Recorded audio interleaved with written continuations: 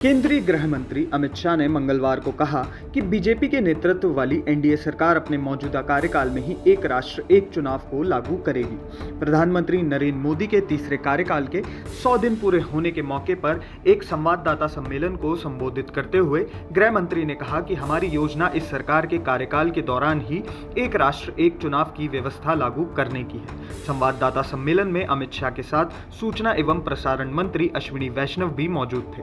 पिछले महीने स्वतंत्रता दिवस के मौके पर अपने संबोधन में प्रधानमंत्री मोदी ने एक राष्ट्र एक चुनाव की जोरदार वकालत की थी और कहा था कि बार बार चुनाव होने से देश की प्रगति में बाधा उत्पन्न हो रही है। प्रधानमंत्री मोदी ने लाल किले की प्रचार से अपने संबोधन में कहा था कि देश को एक राष्ट्र एक चुनाव के लिए आगे आना होगा।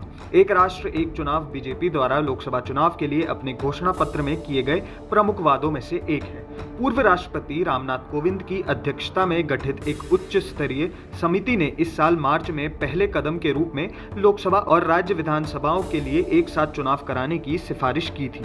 समिति ने लोकसभा और विधानसभा चुनाव के 100 दिन के भीतर स्थानीय निकाय चुनाव कराए जाने की भी सिफारिश की थी। एक देश एक चुनाव को लेकर उच्च स्तरीय समिति की रिपोर्ट बुधवार को केंद्रीय मंत्रिमंडल के सामने रखी गई। कैबिनेट से इसे मंजूरी भी मिल गई है और कहा जा रहा है कि सरकार आगामी शीतकालीन सत्र में बिल भी पेश कर सकती है। तो चलिए आपको बताते हैं कि एक राष्ट्र एक चुनाव को लेकर क्या क्या फायदे हो सकते हैं।